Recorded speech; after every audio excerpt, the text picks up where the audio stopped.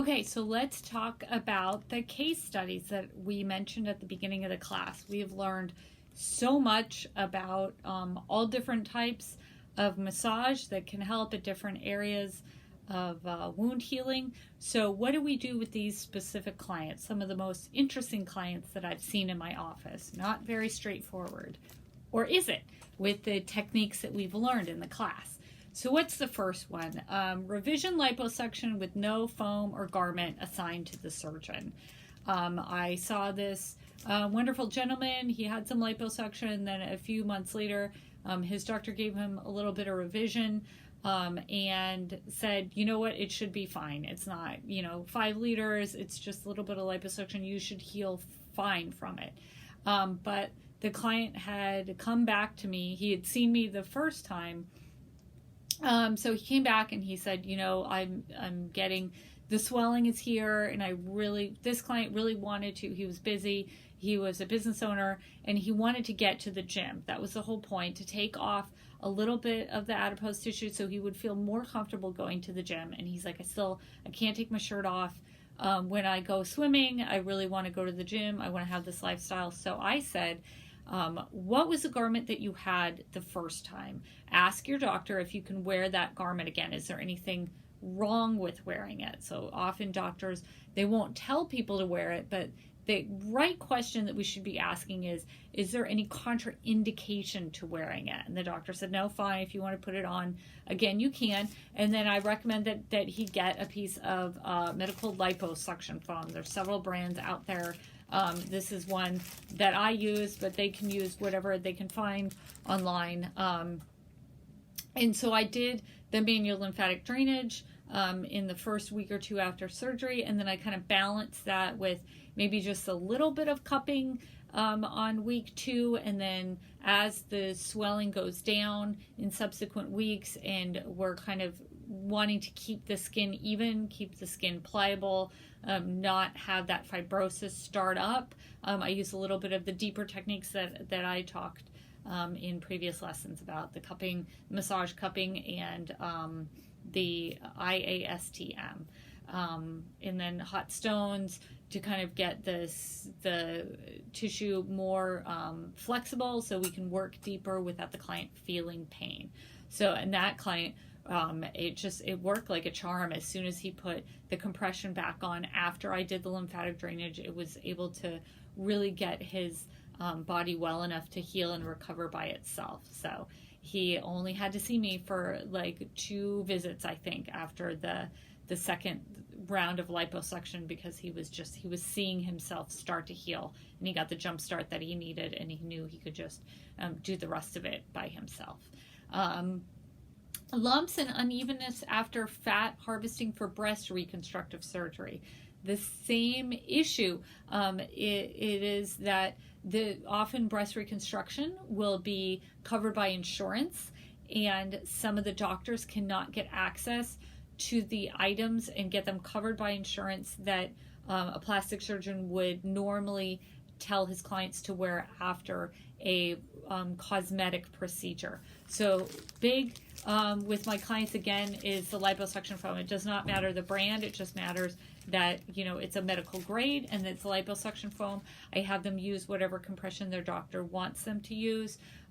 When I do the manual lymphatic drainage, I do it down to the inguinal nodes. They've just had a breast reconstruction surgery with fat grafting here, so I don't, especially if they've had a cancer history, I don't want to direct anything to the axilla, especially so soon after this operation.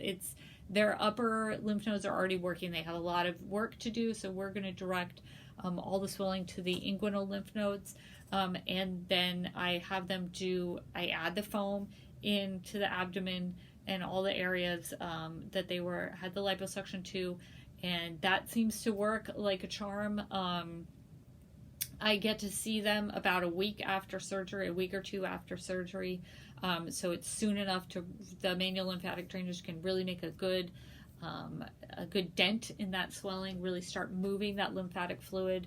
The compression keeps the pressure on the system, so it won't, recollect. It'll continue to leave the body through urination. I tell them to definitely expect a urination after their session, and then be very, very careful and ask them. My quickest question is, how are you sleeping? How physically is your body? What position is your body in when you're sleeping? And often they'll be like, oh, I'm only on my back. My doctor told me I couldn't lie on my stomach, and that's common if you have a fat transfer, and sometimes my doctor told me not to lie on my side. So then we'll just do them face up if that's how it is. If they're allowed to lie on their side, and they do lie on their side when they sleep, I can do them side lying, and then you can have access to any areas of liposuction that happened in the back or on the flanks.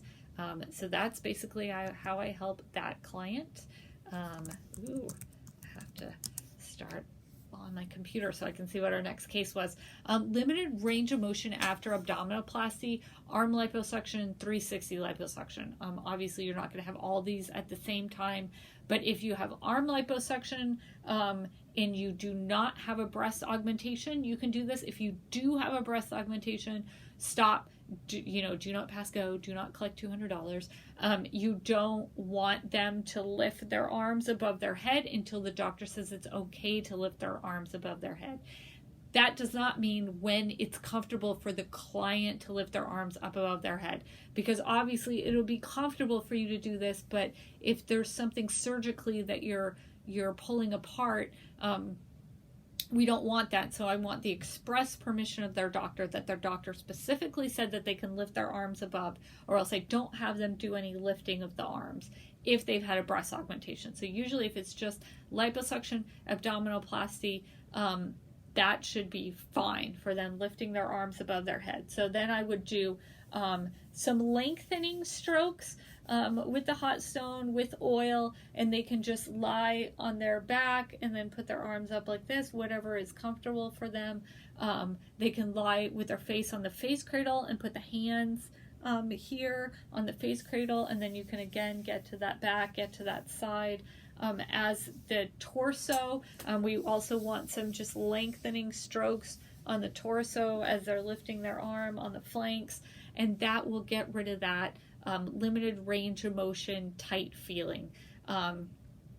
If you're going to have someone after a tummy tuck, you definitely have to take extra measures to bolster them. Make sure there's a bolster under the knees.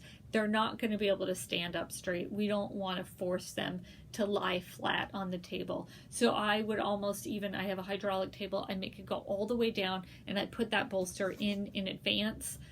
So when they get on, or else if they can't, if they're really hobbling around, you don't think they could even get on the table with the bolster, tell them they have to have the knees, or they'll automatically do it because they'll know they have to have the knees bent until you come in and put that bolster into them. If they do have the tummy tuck, a great thing starting at 2 weeks, whenever you feel they're ready for it, see if they can lie on their side. And again, that would be if they had a fat transfer to the outer thigh. They're not able to lie on their side until that fat transfer is revascularized. But if they are able to sleep on their side, to lie on their side, just do, again, some lengthening strokes up the back, up the flanks. That'll help them to at least feel a little more open in their torso. If they can't actually stand taller, feel like they possibly could stand taller, and it'll help them a lot. So for arm liposuction, if they're able to get up here, I do like the IASTM or the cupping, and then I have them flex and extend, and then you're either pulling the cup, having the cup stationary, and pumping while they're flexing and extending. You can do the IASTM stroke either down or just hold it in one place. If it's very painful for them, just like hold it in one place and then have them do the movement as they're doing the range of motion movement, is how the tissue is moving, because they're physically moving the tissue, and they can do it slowly, they can do it fast. Whatever is most comfortable for them. I usually have the hot stones first in the area, so it kind of makes everything a little bit less painful for them. So those are the strokes that I use for the limited range of motion. after the tummy tuck, after arm liposuction, after especially the 360 liposuction. They can tend to get this where they feel like they're hunched over in the morning when they get up.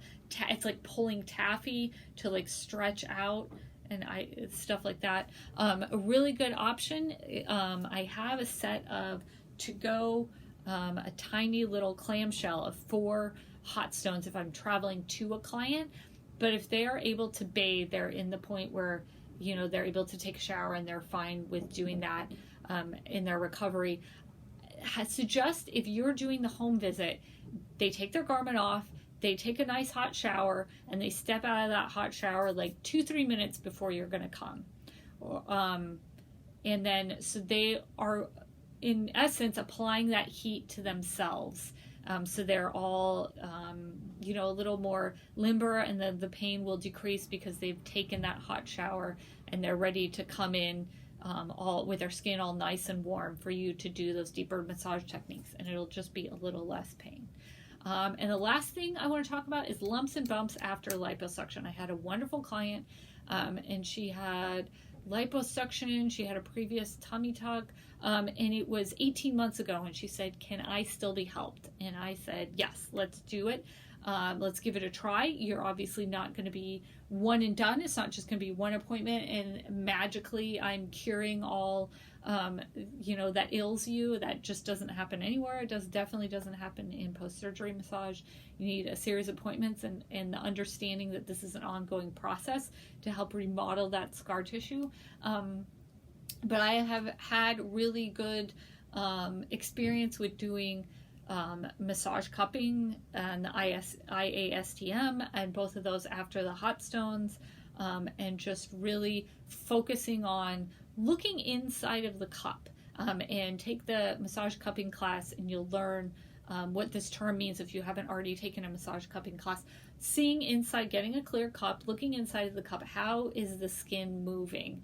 Is it coming up like there's no restriction, or is there a restriction? Is it coming up like this? And you know there's something here. There's some scar tissue here that's not letting it go up like that. It's instead going like this.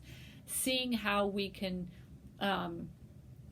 do the pumping in the cup, see what the restriction is, do some of our work, and then put that cup set to pumping at the end of the appointment and see if that restriction has changed somehow because of the work we do. And definitely the client coming off the table after an hour of work, especially if we're able to focus just on one area of the body, they're going to feel looser, they're going to feel more open. And then the idea is that they can also wear different types of foam that will help to further work on the scar tissue. There's also, I have a book, Plastic Surgery Recovery Handbook. I have a lot of tips for how client self-care can reduce fibrosis, so I would just refer them to that chapter in the book if they wanted to do some things in between their massage appointments. So that is how I helped each of these clients with the case studies that we talked about. Have a good day.